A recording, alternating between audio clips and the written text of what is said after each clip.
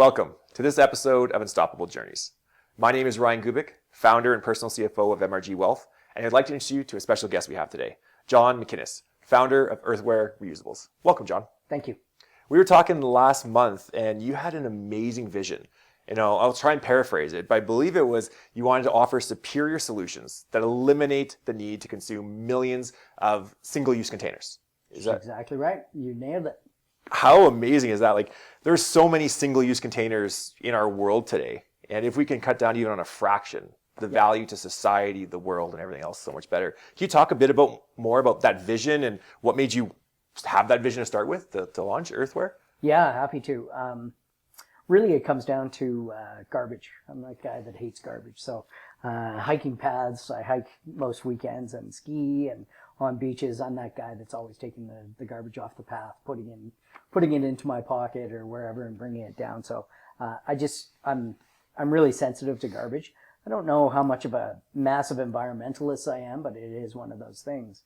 And where the idea came from was that we were actually working on a different project, and we were working with some folks down in California, and they and we had ordered, because it was during COVID, so we ordered food, and we were all online having this conversation. Our food came in the usual takeout containers that you get up here in Canada, and the guys in California had ordered from a company that has reusable takeout containers. And I saw it and I watched it, and I would say that I fell in love. It was just one of those ideas that hit really close to home, because we do a lot of takeout like everybody does. So many families, especially in Canada. And it's not just takeout from restaurants. We see grocery stores. Grocery stores are 50% of the problem. You go and get your deli containers from a grocery store. They're really good containers, and you'll probably keep them for a while, but how many can you keep, right? There's got to be something that you're going to do with them. They eventually go into the recycle bin, and whether they get recycled or not is, up in the air. And I think everybody knows that. And then you got the compostable containers. Not really any of them are actually compostable. So it's one of the biggest greenwashing scams out there right now. Let's talk a bit more about that. Yeah, happy to. It's one of my pet peeves, so I'm happy to talk about it. Yeah, because I think a lot of people, myself included, when you think of compostable containers, you kind of feel good about, at least it's not going to the landfill, it's going to get compostable, but you're saying that's kind of a hoax. It's a bit of a hoax. The Canadian government's actually doing a pretty good job, but I think if you were to look at most containers, so the Canadian government's doing a good job of talking about relabeling, and so they haven't put in the rules yet, but if you take a look at the containers that all used to say compostable, that labeling's all gone. So just because it's brown doesn't mean it's compostable, it's just brown. And anything that has a shiny layer on the inside, which is kind of anything, like you can't put soup into a piece of paper. Well, a lot of food takeout containers would have the shiny inside. Yeah, and so if they're shiny, that means that they're not compostable. That means that they've got some sort of plastic or some sort of layer in them that just isn't compostable. It's pretty rare to actually run into. And in Calgary and pretty much anywhere in the world, if you see a piece of plastic that says compostable, it's just not. There are some facilities, but they're few and far between, and there aren't any municipal facilities that take it. And they're more expensive for restaurants, and they're just a big scam. It's one of the worst greenwashing things I've ever seen. Wow. In fact, I would say that you're better off with plastic because at least there's a chance it's going to get recycled.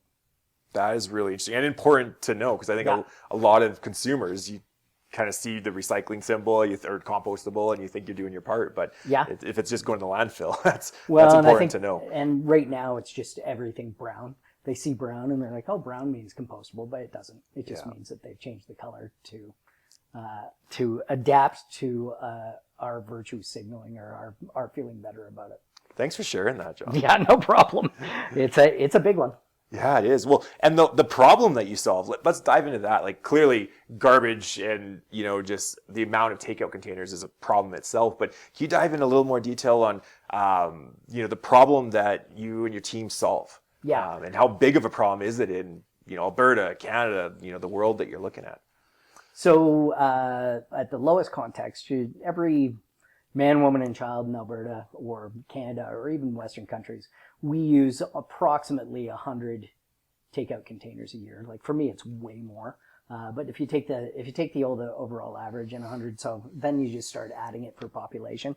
So in Alberta, we know that there's somewhere around 450 million takeout containers that are going into landfill every year. Wow. The city of Calgary a few years ago, and I think they've sort of figured it out, and I don't know for sure, but they didn't know what to do with all those containers, and they were warehousing them because we used to, and a lot of countries around the world, and this is not a great thing that we did, we'd send them off to other countries on boats and trains, or we would, where we'd incinerate them, and that became untenable for the public, and so then they ended up getting warehoused. And so, it's just such a massive amount, but mostly these things end up in landfill. And landfill is one of the biggest issues in the world. It's also one of the most expensive things tax-wise for us to manage, because per ton we're paying some other company to take this stuff away, and it's pretty large on our taxes. And of course, takeout containers are a massive piece of it. Well, I don't imagine they break down too easily, even in the landfill. So you're probably looking at centuries to actually break down properly. Yeah, and it's interesting. I mean, a lot of landfills, because stuff is going in bags, the bags actually stop any sort of oxygenation. And so even paper doesn't break down that. Newspapers, they'll open up newspapers in old landfills that are completely readable, and it's because they're inside some sort of bag that has stopped oxygenation from them being able to break down at all. And so, yeah, and landfills give off a massive amount of methane. And some countries and cities are doing a pretty good job with actually burning that methane and turning it into power, but it's still going into the atmosphere. And as a greenhouse gas, methane is the worst out of all of them. It's about 5 to 20 times worse than carbon. And so you want to cut down on methane as much as you can. So the initial problem with takeout containers sounds like is actually creating a problem on top of a problem on top of a problem. Yeah. So let's jump into kind of your story of why you created Earthware. It sounds like you were traveling and saw a great idea, but many people think of great ideas when they're on vacation. What made you want to kind of stand up the company and say, like, we're going to take this head on and build it? The growth that you've seen and everything over the last couple of years.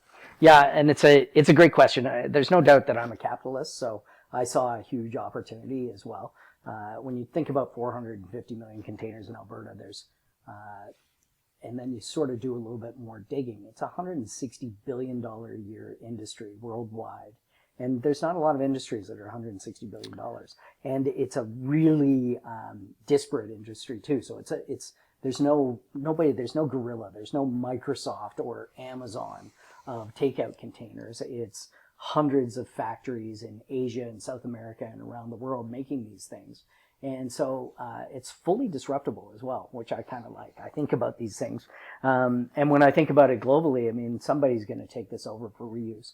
Reuse, if you look online, just the reuse and reusable tags on Google over the last few years have absolutely rocketed up. Everybody's trying to think about how do you stop wasting stuff? So maybe not just takeout containers. And so I think that there's a pretty massive opportunity economically. And I do think tackling big problems, the only way to do that is for people to make money out of it. It's kind of the do well by doing good. And a lot of companies that are trying to do what I'm doing around the world, there's over the history of doing it, they've been nonprofits and things like that. And I think that attitude has to change a little bit, and we need to tackle these things with real money-making solutions, and ours is going to be one of them. That answer that question? Yeah, absolutely. Sort of meandered, but I mean, it started off with me. I'm a capitalist, so I do think about how we can make money with it. And I've built a lot of companies, and so this is, it's got a lot of potential. I think that's a really good point that we don't talk enough about in society as well. How did you say it again? Like doing well by doing good? Do well by doing good. I don't think I made that up. I'm sure I read it somewhere, but it's a great point. It's the only way that we're going to dig ourselves out of this massive hole is for people to actually make money off of it. And you're starting to see all over the place, like even carbon sequestering and things like that, and various carbon credit programs. You're starting to see that people are figuring out how to solve the problem and make problems and make money at the same time. Well, and that's kind of the trifecta, right? If you can create win-wins where you're adding jobs to the economy, you're solving a huge problem that's impacting people, helping the environment, making money, and I guess it's more than three, but Yeah. why not? And then when we were talking last month, you also mentioned for restaurants and other people using your product, it helps save them costs. Can you talk a bit more about kind of the solution? Like, can you share a bit about the products you make and your process, and how does that impact the partners you have as well? Yeah. Great question. So generally what we found, and we're kind of on the third iteration of this, the overall vision is still the same. We want to reduce the amount of single-use containers. We want them all to go to reusable, which why not? I mean, we're sitting here with glasses, right? And when you sit in a restaurant, every dish you use is reusable. And it used to be, even the milk, you sort of think about the milkman, they're replacing these bottles. And there's places in the world where they've almost eliminated single-use containers, which is kind of cool. And so really, when you think about reducing the amount of these things around the world, it's now getting to be possible. And I think that sort of answers your question. I think I might have been off base a bit on it. Yeah, maybe you can go into a bit more of kind of the impact to your partners as well, because creating the reusable containers is great to start with, but you need to have, I imagine, many partners all involved to bring this vision to fruition. So how does it help the restaurant world and other business owners and other people? Yeah, great question. So there's a couple of things. One is when we got started, at least with the restaurants, most of our partners right now are restaurants. They're very, very concerned about cost. And so primarily, and they're all under a lot of pressure after COVID. And so we've really tried to play around with the pricing of the containers. And so what we're doing, we've played around with the deposit and the pricing. The deposit gets passed on to the consumer. And the pricing for the restaurants, we can actually keep low and keep it. We're trying to be lower than what they're paying today, so make a real benefit for them as a partner. And there's not a restaurateur out there, whether it's your local Chinese food guy or as big as Earl's, that isn't thinking about sustainability and understanding, but it can't be at the expense of profit. It just can't be. So got to keep the doors open. We've worked really hard with that, and as I said before, we've had a bunch of iterations of the system to try and get into lower pricing. So we've done that, and then we are lucky that we did a deal with the bottle depots. And so the bottle depots in Alberta they're so ingrained in what we do here. Like, there's not a lot of places that have bottle drives, and like I was at a friend's house yesterday, and they had the Girl Scouts were doing a bottle drive, of course, after New Year's. Yeah, I see Boy Scouts, yeah, girls, and all that kind of stuff, and all the hockey teams yeah. and those sorts of things.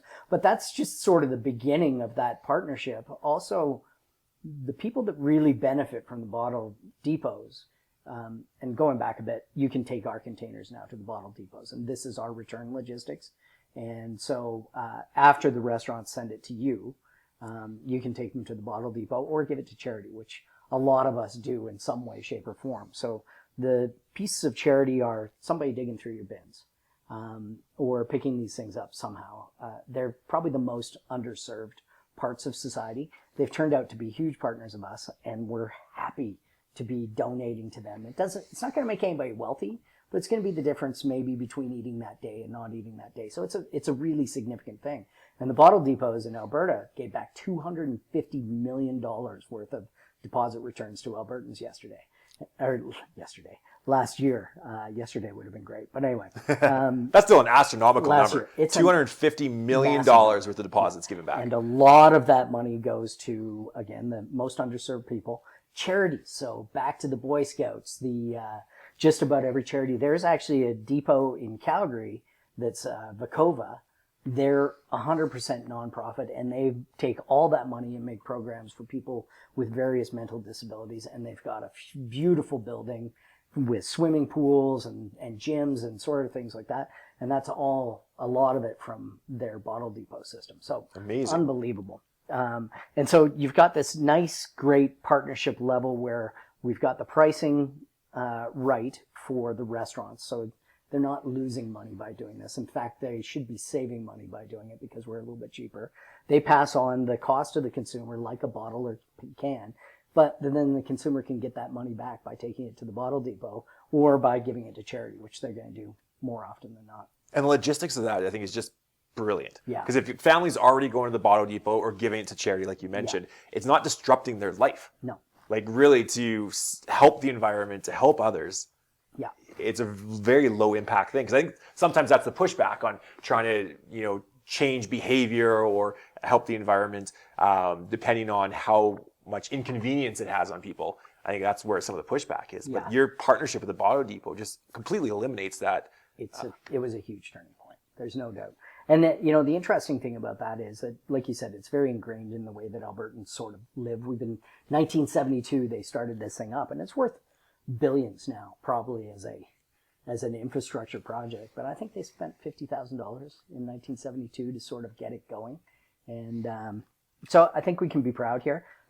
The problem with it is that that's a hyper-local thing. So in Alberta, BC, Saskatchewan, we've got really good depot type systems. Saskatchewan owns it all. In BC and Alberta, they're independent operators, kind of like the liquor stores here. But you get into Manitoba, they don't really have a system at all. Ontario is a very different system. And so for us to expand, we're still going to have to be coming up with logistics systems. But we're just so lucky to have this ability to do this here. And you go, I don't know if you've been to Las Vegas lately, but south of the Mason-Dixon line, they don't recycle. There's no bin for anything. And so, There's a few states I've been to where there's no recycling bins or option. Yeah, tons. Like in India, you can recycle, but you can't in Las Vegas. Yeah. So it's a lot of room for improvement still. But the good thing is that the world's starting to see that these deposit return systems actually do really work well. Yeah. And another example is I was in Jamaica this summer, and I've gone in the last couple of years. A buddy of mine lives there, and there's a lot of garbage in Jamaica. Again, garbage is kind of my pet peeve, but there's a lot of garbage in Jamaica, probably because of infrastructure. But the only garbage you don't see are red stripe bottles, because they're all worth 5 cents. And so you'd never find a red stripe bottle in Jamaica because they all go back. So deposit return works like a charm. Financial incentive. Yeah. To for sure. do your part. And it may not be you and me doing it, but somebody's going to see the value in that and the aggregation of it. Amazing. Yeah. Do you have a story you can share with us, like a success story of one of your clients or experience you've had in the last couple of years with Earthware that either helped transform a restaurant business that you're working with, or a food waste problem, or any type of story you want to share? Yeah, maybe a couple. So I'll tell you one from last night. We had a contest on the containers. So you got the container, you ordered from one of our restaurants, you got the container, and it had a QR code on it. And we were giving away $5,000 to somebody. And just for scanning the QR code. Scanning the QR code, give us a little bit of information. And the information was actually valuable, because one of the things that the restaurants, even though we told them that we're promoting them like crazy, we've got our vans that have their logos all over it, and probably seen by hundreds of thousands of people every day, and just that people are looking for this type of solution. It was really hard to prove. So we decided to do this with a contest, and we had 500 and some odd entries in a couple of months, and people scanning and giving us information, and some of that information they let us pass on to the restaurants. Like, we asked them if restaurants could add them to their mailing list. And I think it was somewhere around 41% said, yeah, go ahead, add them to the mailing list. Tell us when new restaurants are doing this. And 48% said that and this was as we got more and more, said they were actually going to those restaurants because of Earthware. And so, and the cool thing was that last night on the first, we drew the prize for $5,000, which isn't a small amount. I mean, I was pretty excited about it. And a girl named Allison Phillips won it, and we gave it to her at the restaurant that she had been eating at, 403 local. So that was really nice. During that, we had tens of thousands of containers come back through the system, go all the way around, be sent back out. And so we saved tens and tens of thousands of containers. And the goal this year is to get up into millions of containers and stop millions of containers from going into the landfill. So, and that's just in Alberta. That's just in Calgary. In Calgary, millions this year. 2024 goal. Yeah, we're going to try and get up to Edmonton, and the goal is to try and get 2 million containers out the door. What we get back, another thing that's kind of cool about what we're doing, and maybe this is a success, everybody I meet that knows what we're doing, they're like, oh, I keep them at home. They're not stacked because they're so good. And then they'll take them back when they're sort of worn out, which is exactly what we want. But that means they're getting reused at home by people as well for their own meals, which is less single use again. So, those are two really big wins. That's a really good point as well. Because, there's so many different uses for usable, just the initial concept of, hey, restaurant, go back to the restaurant. People will be kind of ingenious on different aspects of their life that they can impact by having these reusable containers. Yeah. And, it's kind of fun for people to tell us, oh, yeah, I know exactly. I've got one of your containers at home. I used it for lunch or whatever.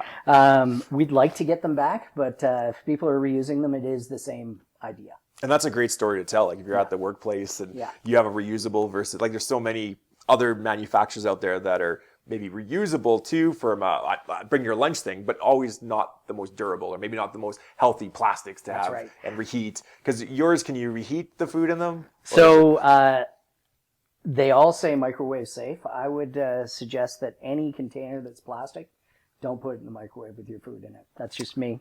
That's smart, probably. I think it is pretty. We almost always get asked by the restaurants, are these microwave safe?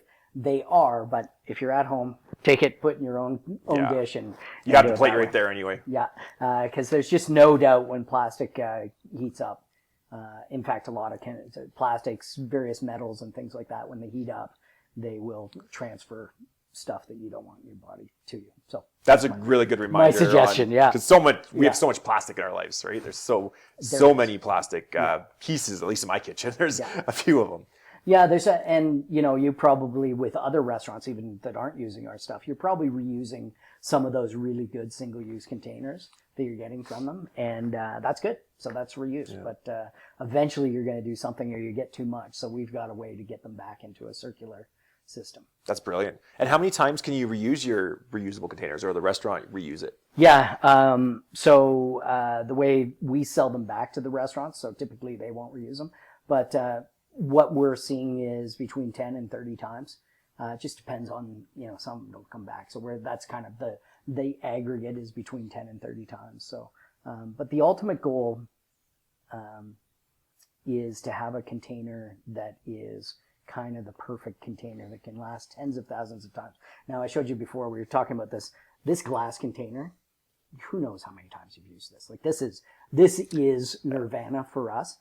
It won't go through the system the way that we have it now, breaks, or it's just dangerous. But we've got a great grant with SAIT and the Canadian government to try and build a better container. My ultimate goal is to get to containers that can last like a glass or a ceramic tens of thousands of times, look as good the first time as it did the 10,000th time.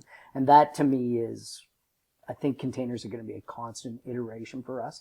But when we get it, that'll be when we've sort of reached the apex of what we're trying to do with this. That'd be an amazing milestone. And I imagine impact, now you're talking global. Like when you develop a new reusable container that can be used 10,000 times. Yeah.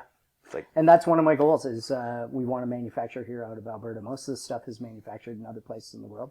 And our containers today, they're plastic.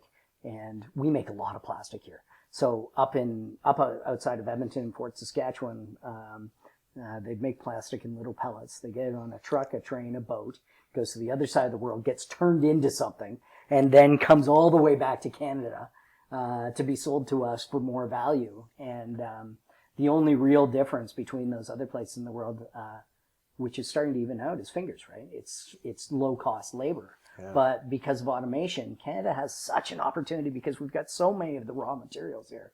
We've got such an opportunity to start building our own factories and creating this stuff and not having all that polluting around the world of stuff going around it, and us being a net exporter. And I think the way we do it is based off of automation. But that's more of a diatribe for another conversation. Yeah. Well, even just the job creation in Alberta alone, to keep all of that full cycle business in the province would be amazing. Yeah, and that's what I love doing. I mean, my personal goal in life is to create jobs. And I've done a lot of it before, but when you start a new job that never existed before and go hire somebody, that's a really neat feeling for me. that we built something that never existed before. Oh, and you're changing lives on so many different levels. Yeah, you really do. So for the audience that's watching right now, whether it be potentially a business owner that says, hey, John, we got to connect because I want this for my business, a person that loves eating food and says, hey, I'd like to be more environmentally conscious, how can they learn more about, where they can go to eat with usable containers that you're offering, where your partners are, or if it is a restaurant owner, to learn more about this? Yeah, so the best way to get us is earthware.me.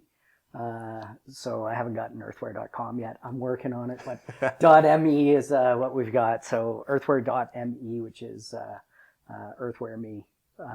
And that's the best way to get in touch with us. And it's great. And off of the website, we've got statistics of all of our environmental savings. So that's kind of cool. We've got a couple of cool maps that have all of our partners on it. So the bottle depots and the restaurant partners. And we're starting to see some grocery and farms coming on and those sorts of things. And we're starting to add more SKUs and containers. And so you can go and see all that. It's kind of neat. And it's neat what we're building. It's a really cool website. And I'll add the link to the video so you can click the link and learn more about Earthware, John, and get all that information. Yeah, I appreciate that. Oh. Anything else you want to share with the audience about kind of your business, Earthware, what's coming up in 2024, anything at all? Sure. Well, there's two things that I like to share at the end of interviews. Is one, don't put Earthware in the blue bin. There's lots of places there's lots of people that will come and pick it up for you. All the bottle depots have pickup services. There's other services out there. But also, if you put it beside your bin, somebody's going to come and grab it.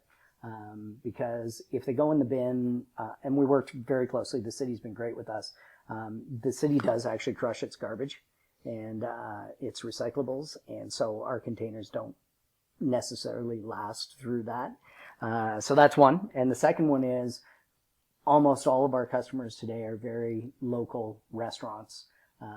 None of the big chains. They've taken a big risk jumping on board, trying to do this and do the right thing. And so head to our website and support those guys. Wonderful. I don't know about you, but I'm getting hungry even just talking about this. As soon as we talk about food, there's like some connection between my brain and stomach that just naturally thinks of like, And on Instagram, our best posts are the ones where people are putting food into our containers, because that's exactly what it does. It drives you. I want some of that. Yeah. We'll have to get some food out of this. Well, thank you so much for sharing your story and solution. Help solve problems that millions of people have across Canada and across the world. So I'm really excited to see where you and Earthware go. And thank you for everything you've done so far. Thank you. Great interview. A lot of fun today. A lot of fun, John. Thank you, everyone. Have a great day.